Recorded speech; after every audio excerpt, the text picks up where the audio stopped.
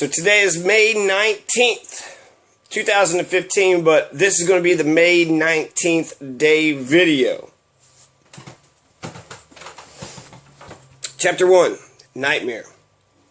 When my mother was pregnant with me, she told me later, a party of hooded Ku Klux Klan riders galloped up to our home in Omaha, Nebraska one night, surrounding the house, brandishing their shotguns and rifles. They shouted for my father to come out. My mother went to the front door and opened it. Standing where they could see her pregnant condition, she told them that she was alone with her 3 small children and that my father was away preaching in Milwaukee. The Klansmen shouted threats and warnings at her that we better get out of town because the good Christian white people were not going to stand for my father's spreading trouble among the good Negroes of Omaha with the Back to Africa preachings of Marcus Garvey. My father, the Reverend Earl Little, was a Baptist minister, dedicated organizer for Marcus Aurelius Garvey's UNIA, the Universal Negro Improvement Association. With the help of such disciples as my father, Garvey, from his headquarters in New York City's Harlem, was raising the banner of black race purity and exhorting the Negro masses to return to their ancestral African homeland, a cause which had made Garvey the most controversial black man on earth.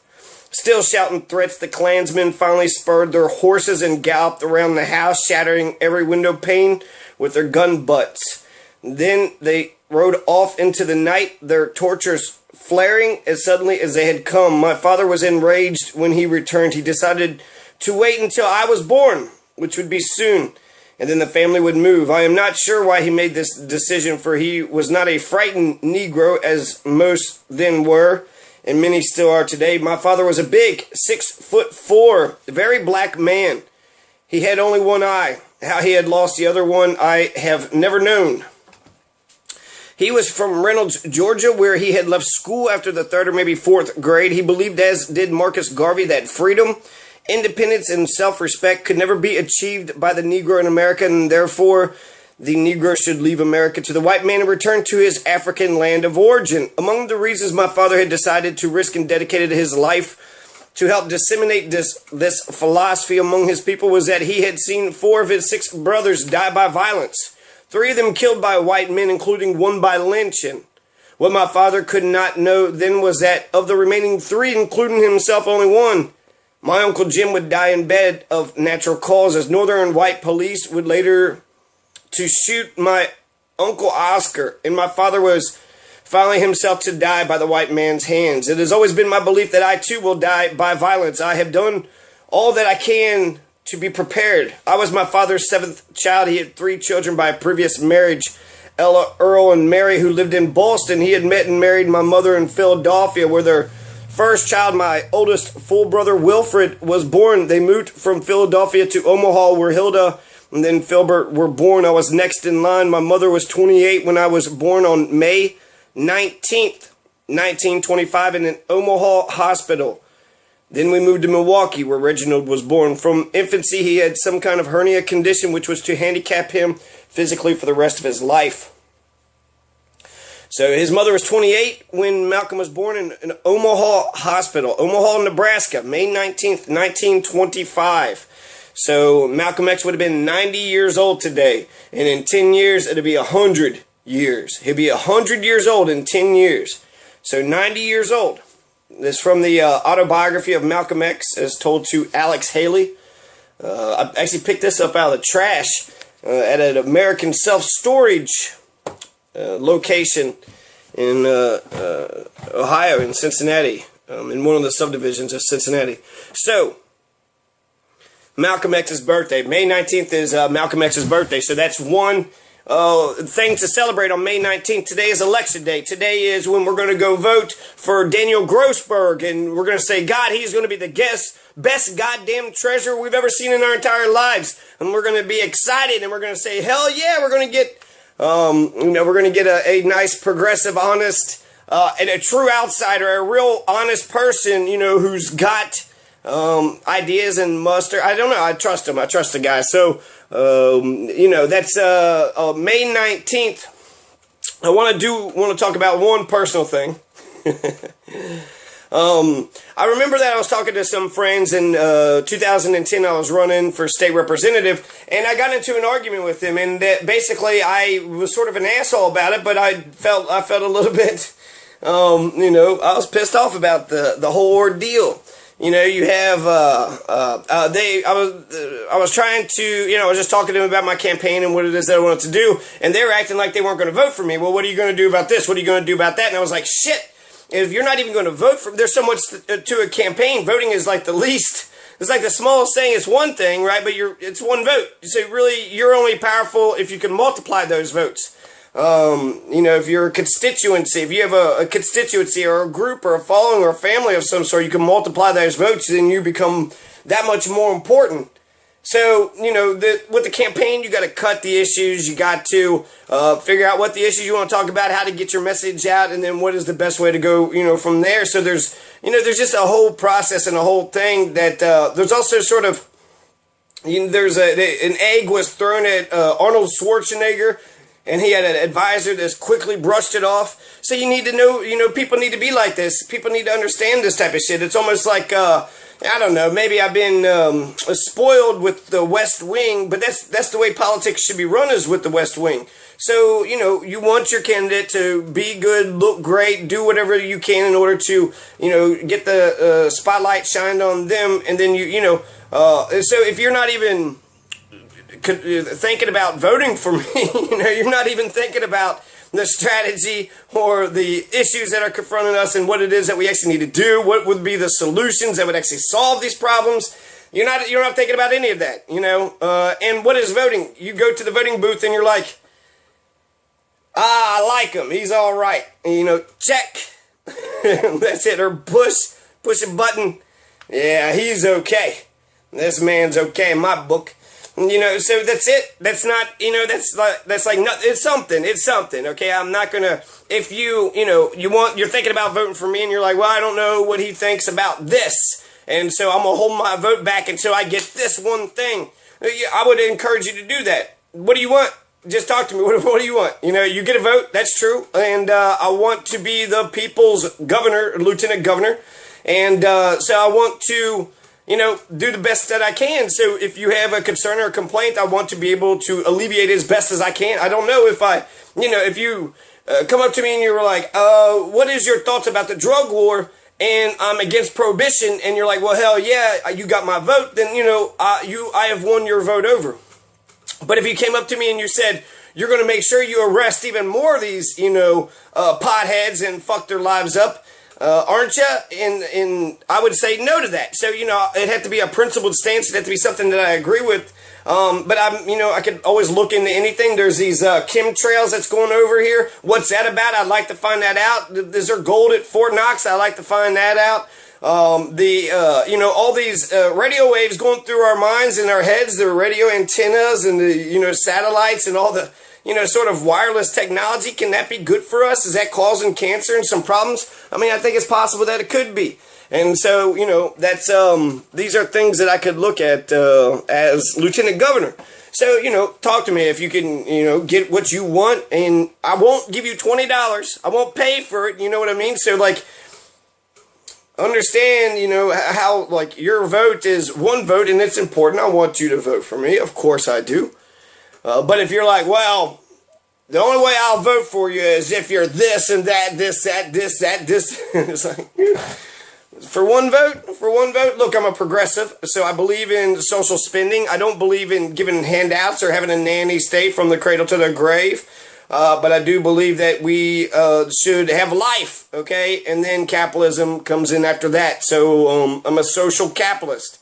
And of course, that's how we're supposed to do it, right? We're supposed to sync capitalism and socialism together, not one or the other. Don't be fucking extremist.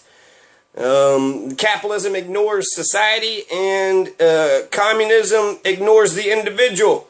So let's do, some sort of social capitalism. Perfect. So yeah, go vote for me if you have any discussion. Talk to me. But jump on fucking board, man.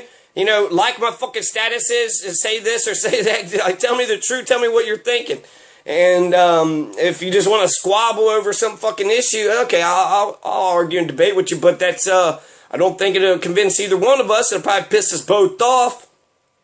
But that's, I don't know, that's one part of it. So yeah, May 19th. Okay, so it's Malcolm X's birthday. It's also, the other guy's birthday. The other guy that I wrote down, his name is Ho Chi Minh. It's Ho Chi Minh's birthday. So the winner of the Vietnam War. He was born May 19th, 1890. So I'm gonna go through all this. Hopefully this is less than an hour. Okay, so the best actually day that I think, it's Youth and Sports Day. So Turkey celebrates Youth and Sports Day every year on May 19th, and so that's exciting. We don't have anything like that in America. No sports, no youth day, nothing like that. So I think that's a great thing. Athletics, using your body, you know, having a workout, getting stronger. That just makes good sense. The Germans actually would bring gymnasiums in here whenever they immigrated into America, and we don't, where are they at? Where are the adult gymnasiums? What do the adults do? You know, there's no like community center gymnasium sort of. You know, the penny tax would have been perfect for that. So the Youth and Sports Day, it's a Turkey holiday, and I got some information here. It's the commemoration of Ataturk, who is the father of the Turkish nation. It's an annual Turkish national holiday celebrated on May 19th to commemorate Mustafa Kemal's landing at Samsun on May 19th, 1990, which is regarded as the beginning of the Turkish War of Independence in the official historiography.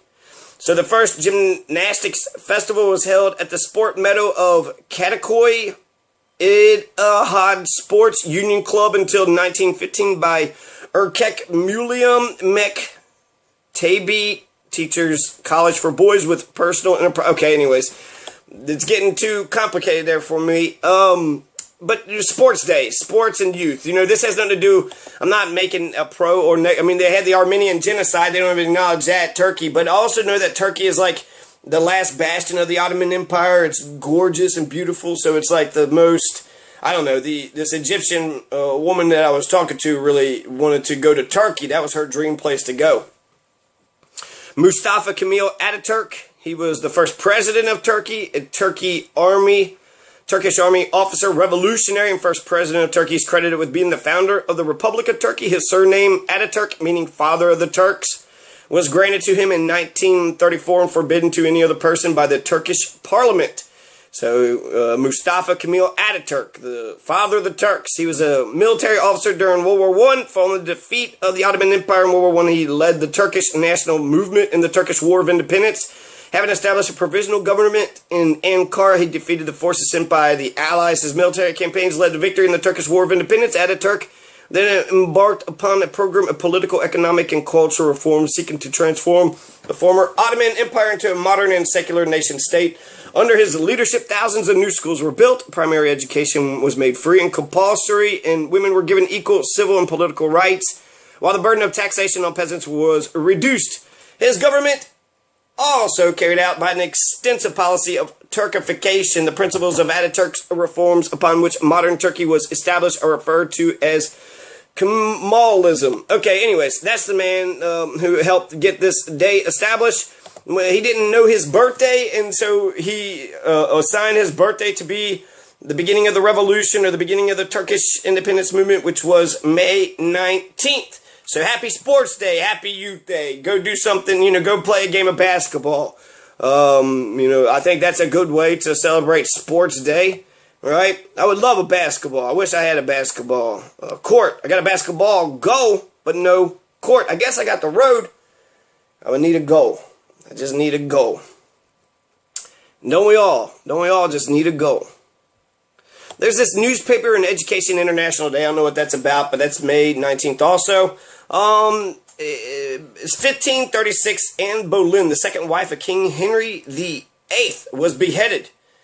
And that's not, I don't know if that's, I'm glad we got rid of that bullshit, right? King Henry VIII, what a dick, beheaded his wife because he just wanted to. The Catholic Church says you're not allowed to get a divorce, so he just killed her. It's fucked up, dude. It's fucked up, man. And not all these are celebratory holidays. Some of these are day of mournings. And then some of them are just sort of fascinating events. I don't know. That's not a celebration. I'm not happy that Anne Boleyn died. And so I don't know what to actually do with that date. But all these, I'm going to throw all these up, and then hopefully, one or two get caught by the mainstream. And we'll actually start seeing some of these days turn into some real celebrations. And really, it's just us, right? We just making this shit up ourselves, So, the May 19th, 1780, there's dark at noon in New England, which was fascinating. They had no idea how that had happened. Just out of nowhere, at noontime, it was completely dark. Later on, they said that there was smoke and smog and clouds, and then that's what had made it completely dark. But people had to use candles throughout the day. They had no idea what was going on in 1780, right? And so it probably scared the shit out of them, thought the apocalypse was upon them. And so, 1780, dark at noon. Happy dark at noon in New England. No, it's funny. May 19th, 1846, Robert Bailey Thomas who founded the Farmer's Almanac had died. I don't know death dates. The Farmer's Almanac's this is pretty useful for weather patterns. May 19th events. In 1848, Mexico gives Texas to the United States in Polk's Mexican War, which he lied us into. So the Mexican War is over today.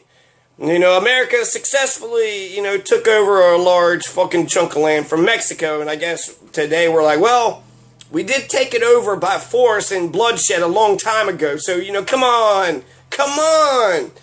I think they have historical justification to try to take their land back, right? And they just have to be up against the U.S. military industrial complex, which isn't a good, that doesn't bode well for the Mexicans. But, I don't know. That's the original Native Americans. Texas is always, they're such assholes. Anyways. May 19th, 1856, Senator Charles Sumner. This is important because there's been lots of good white allies that have taken a stand and wind up getting, lynched, murdered, fucked over. And one of these guys was Senator Charles Sumner of Massachusetts. May 19th, 1856, 5 years before the Civil War began. He spoke out against slavery in a major speech called The Crime Against Kansas. And he made that speech on May 19th. Then 3 days later, May 22nd, he wound up getting caned by a Preston Brooks. And so why? What the fuck is, what was the Crime Against Kansas? What is this about? So, here we go. On May 19th, 1856, the temperature reached 90 degrees in the old Senate chamber, right? So scorching hot. It was packed beyond reasonable capacity. At 1 p.m., Massachusetts Senator Charles Sumner rose to speak. It had taken him 2 months to schedule floor time. The crusading anti-slavery Republican intended to address the explosive issue of whether Kansas should be admitted to the Union as a slave state or a free state. The 6'2", 185-pound, broad-chested, bombastic 45-year-old freshman senator cut quite a figure at a time when most senators dressed in black frock coats. Charles Sumner wore light-colored English tweed coats and lavender trousers. He carefully wrote every word of the address in longhand and arranged for an advanced printed edition, 112 pages long. By the time he entered the chamber on May 19th, he had memorized every word of the address he entitled The Crime Against Kansas. Adopting the manner of a classical scholar lecturing slow-witted children, Sumner spoke for 5 hours. Over 2 days, he singled out 2 Democratic senators as principal culprits in this crime that supporters of slavery had perpetrated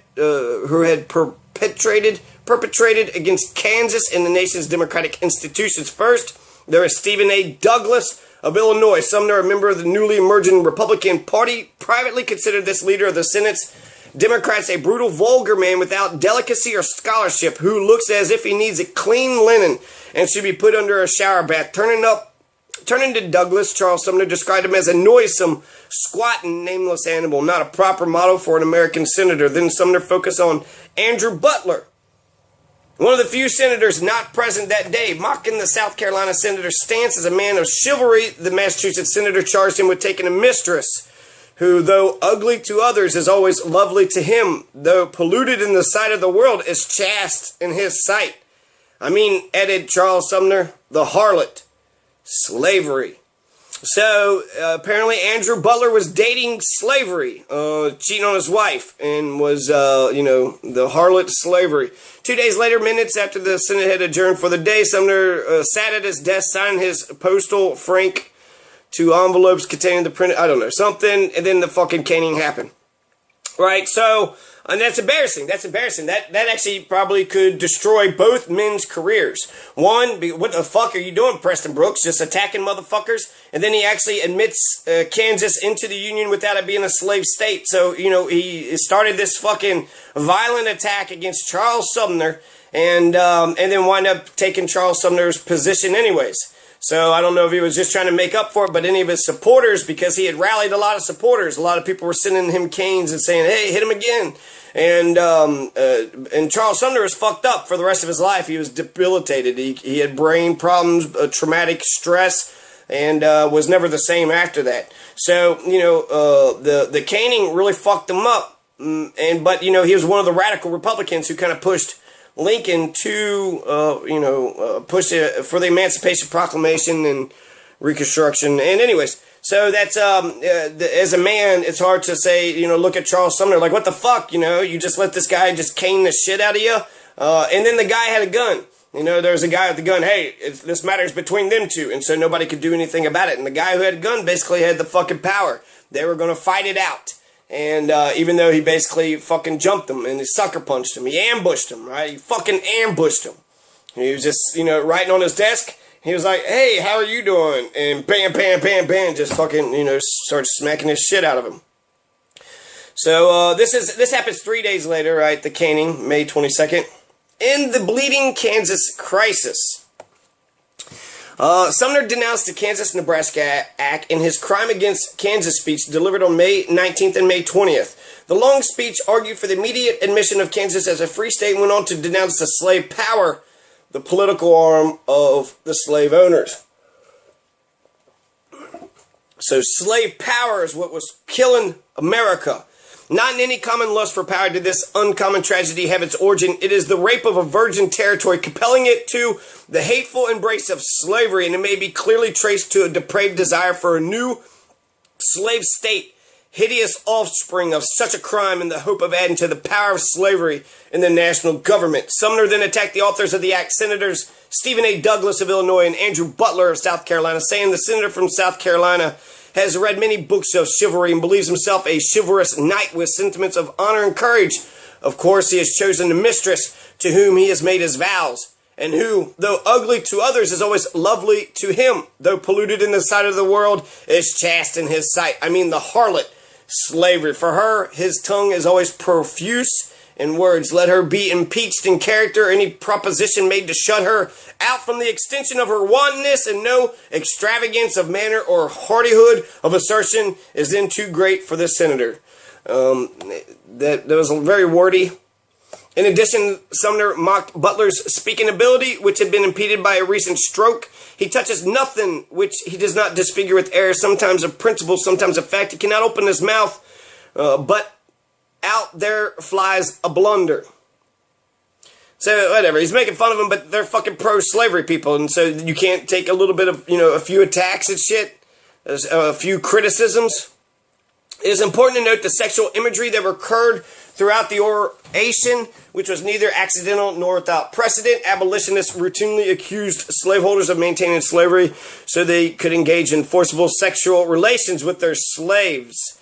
Douglas said during the debate that this damn fool is going to get himself killed by some other damn fool. So that's fucked up, right? That's, there are these racist fucking white supremacists, but ultimately they want to keep and maintain slavery just so they could rape their slaves, just so they could get free sex.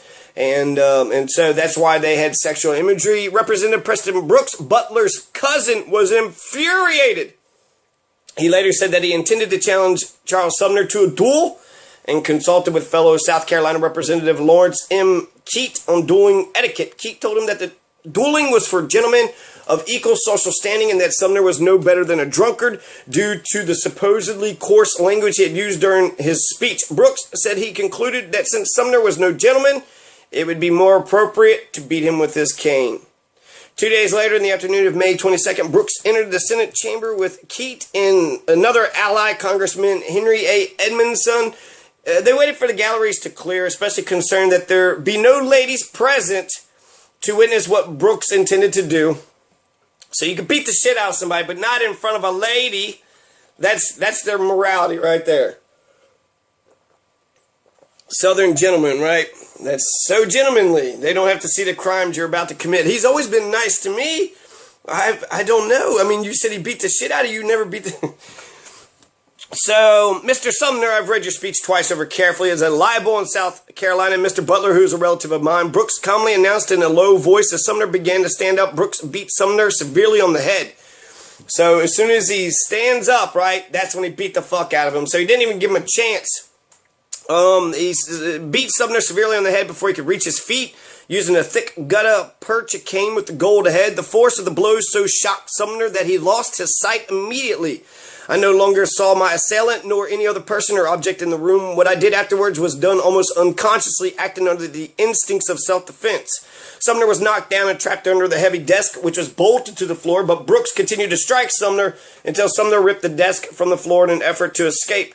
By this time, Sumner was blinded by his own blood. He staggered up the aisle and, arms outstretched, vainly attempted to defend himself, but then he was even a larger and easier target for Brooks, who continued to beat him across the head, face, and shoulders to the full extent of my power.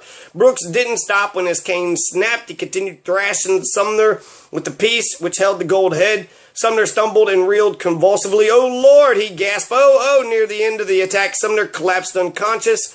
Although shortly before he succumbed, he bellowed like a calf, according to Brooks. Brooks grabbed the falling Sumner, held him up by the lapel on one hand, and continued to lash out at him with the other. Several other senators and representatives attempted to help Sumner, but were blocked by Edmondson, who yelled at the spectators to leave Brooks and Sumner alone. And Keitt, who brandished his own cane and a pistol, shouted, "Let them be. Let them alone, goddamn you. Let them alone."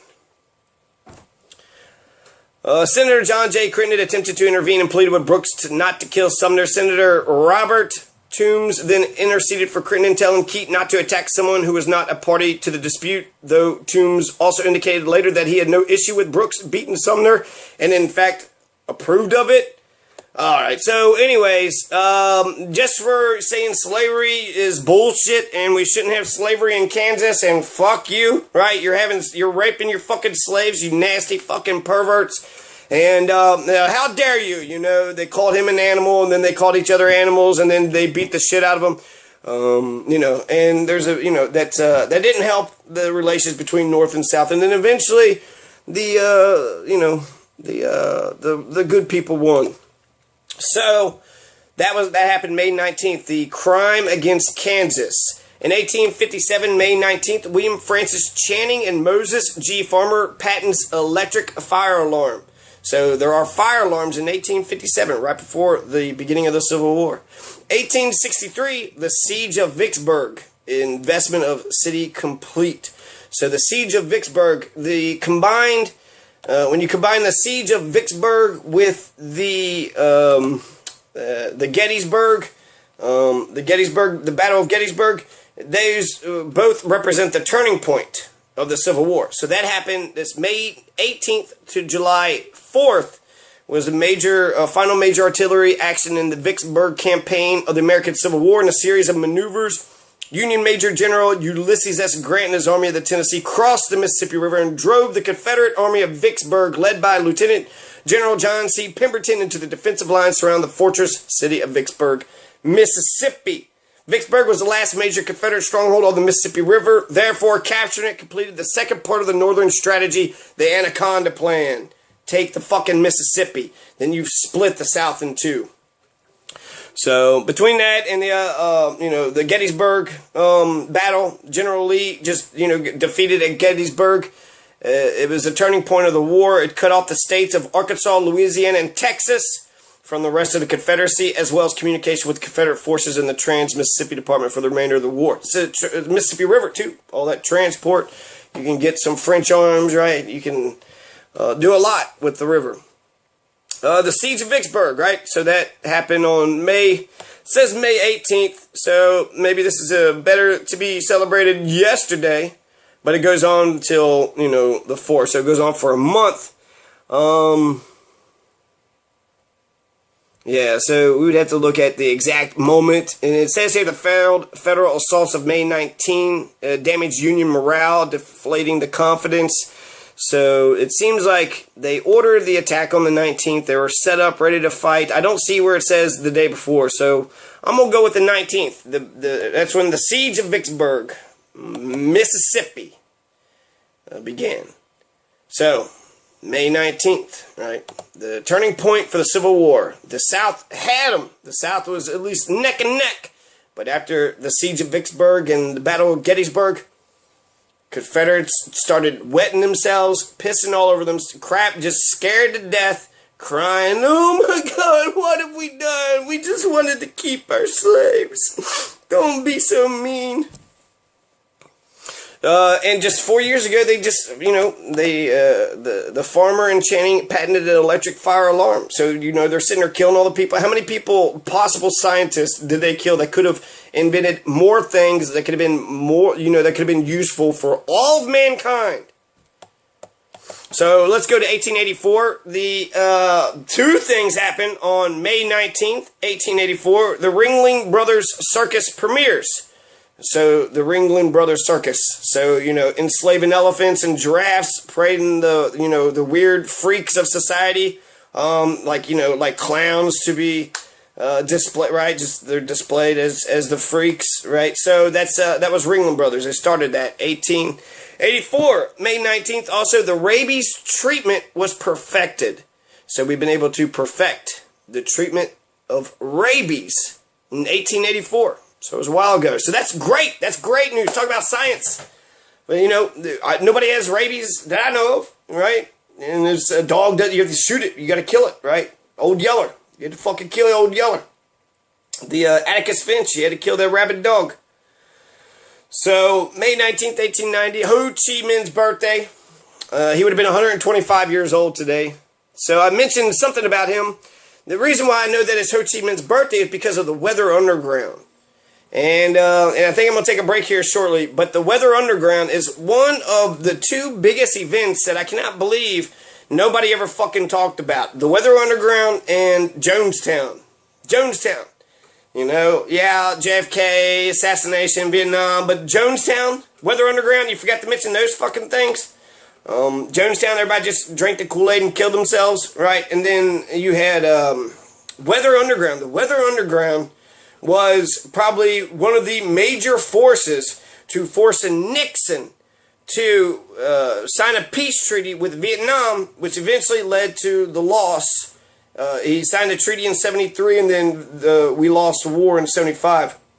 So I think some credit should be given to Nixon, you know, for getting us out of the war. Essentially, us losing, they invaded and took over South Vietnam, and sort of, you know, we weren't paying attention and took it over. So that's how they won. But that's not, you know, whatever. I don't know. So the Weather Underground went around. They bombed like Capitol buildings and statues and lots of shit. They were anti-war protesters, part of the Students for a Democratic Society, who was serious about ending the fucking war. Well, how do you end the fucking war? That's a big undertaking. That's a big deal. You can elect, you know, run a campaign and be elected under the campaign or something, but that takes so much, you know, time. How many people die in the meantime?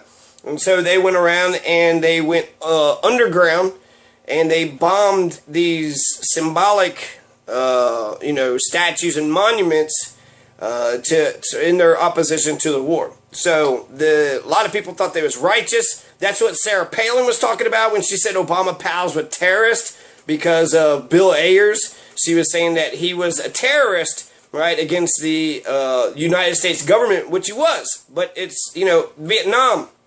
And so who's the bigger terrorist, right? The empire blowing the 4 million Vietnamese people into dust. You know, just murdered a shit ton of fucking people. 4 million. And the Weather Underground didn't kill anybody. One person had blew themselves up, and then some... They distanced themselves from it, but I think there might have been a cop or two shot, not by the core of the group, but by like some sort of rogue elements. But that's, you know, that's unfortunate. but compared to 4 fucking million. And so what is right? What is right? What is wrong? There's bloodshed. It's happening in your name. Your government's doing it. You're trying to say stop. Standing outside on a fucking sidewalk with a sign. Ain't gonna do shit. The hell, in front of Robert McNamara, that guy light himself on fire. Set himself on fire. Monks are killing themselves to get to end the fucking Vietnam War. They were killing them fucking selves by setting themselves on fire. Big fucking displays. What the fuck? You know? Murdering yourself, fucking self-immolation. That's how Tunisia's revolution began. The guy was humiliated. He couldn't sell his fruit and vegetables. And so he fucking burned himself. And then all of a sudden, you know, the entire Middle East, the Arab world is on fire. So Ho Chi Minh, I'm gonna finish up with Ho Chi Minh and Malcolm X, their origins, their beginnings. But I got more May 19th events and May 19th possible future holidays. I'm gonna celebrate all of these. I'm celebrating them now just by mentioning it, right? I'm bringing it to life. I'm bringing Ho Chi Minh back to life. Every time I say Ho Chi Minh, Ho Chi Minh, Ho Chi Minh, right? Just like Beetlejuice. And Malcolm X, too. So, see, Ho Chi Minh was born in a manger. He was born in, you know, some remote village somewhere. It's taking a second to load up here. Malcolm X was born in Omaha, Nebraska, right? We just found out through his own autobiography. May 19th, 1925, the fourth of 7 children of Grenada-born Louise Helen Little, nee Norton. So that's, wow, he was born of a Georgian, you know, father, a Georgian-born black father, and then a Grenada-born mother. Grenada. That's, in the West Indies or so, right? Who the fuck is Grenada? Yeah, Grenada, 1983, right? Ronald Reagan was terrified of Grenada. Oh my God, not Grenada. And, so that was, I think it's on the coast of South America. I don't know if it's part of the island chain or if it's actually part of South America. So anyways, from Grenada. That's amazing. And then Earl Little and Louise Helen Little. These were his parents. Earl was an outspoken Baptist, lay speaker, admirer of Pan-African activist Marcus Garvey, and local leader of the Universal Negro Improvement Association, UNIA, who inculcated self-reliance and black pride in his children. Malcolm X later said that violence by whites killed 3 of his father's brothers.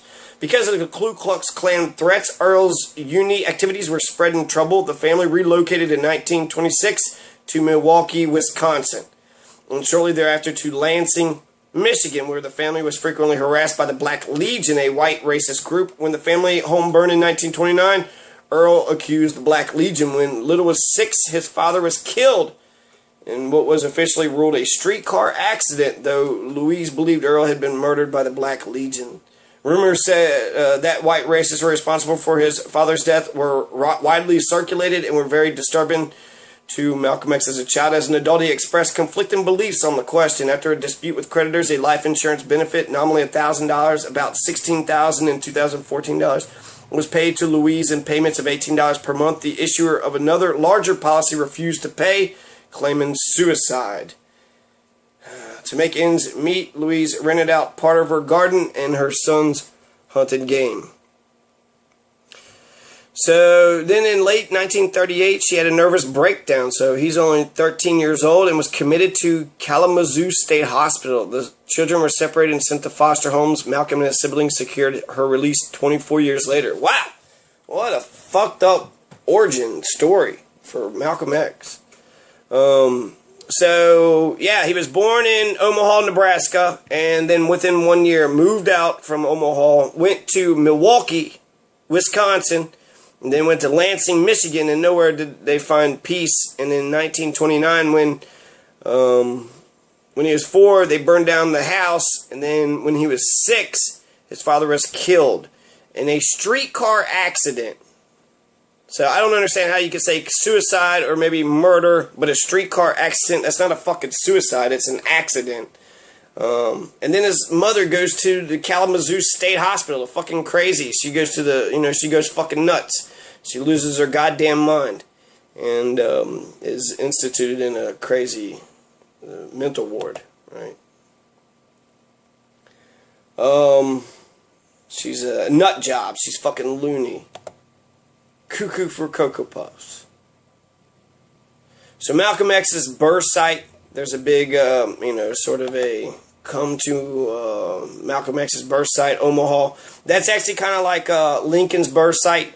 I was thinking too, with the 1 year, that's sort of how I was. My first year of life was in Boone County on Camp Ernest Road. Camp Ernst, E-R-N-S-T, not Ernest, Ernst, Camp Ernst.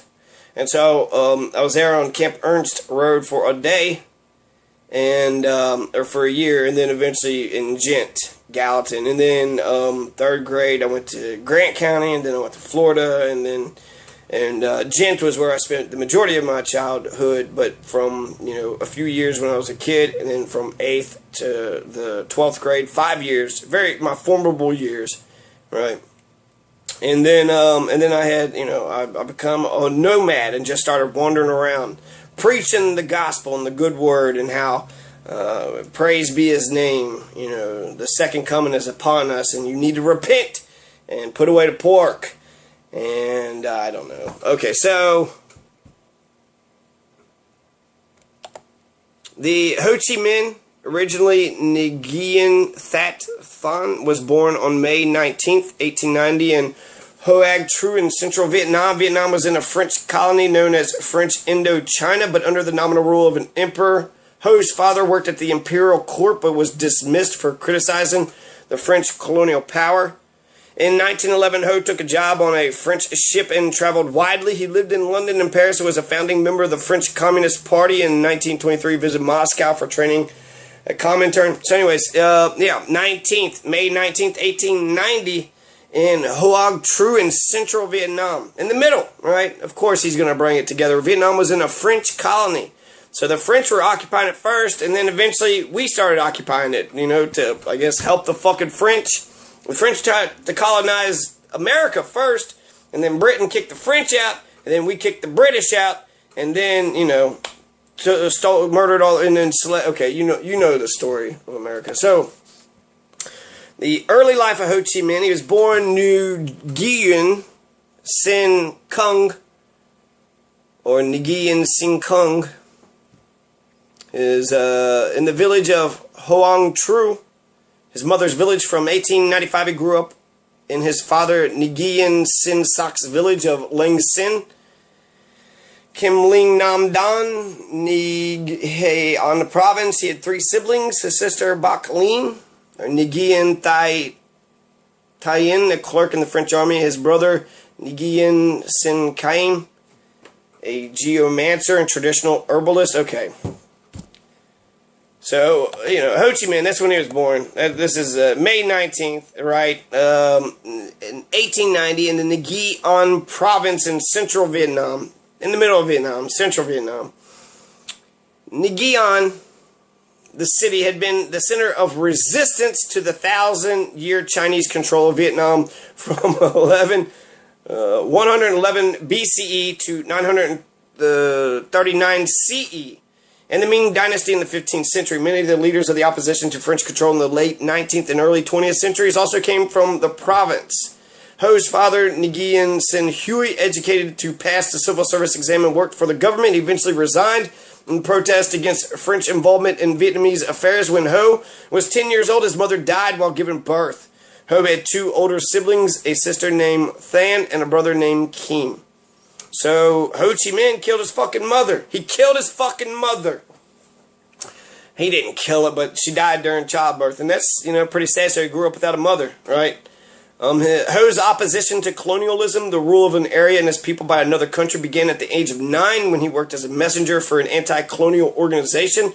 His father also introduced him to several revolutionaries. Ho went on to attend the National Academy in Hue, Vietnam, dismissed from the academy after taking part in protest against the French in 1908. He traveled to southern Vietnam in 1909 and worked briefly as a school teacher. Ho signed on as a cook with the French steamship company in 1911 at sea for 2 years. He visited ports and did some other things. So, Ho Chi Minh.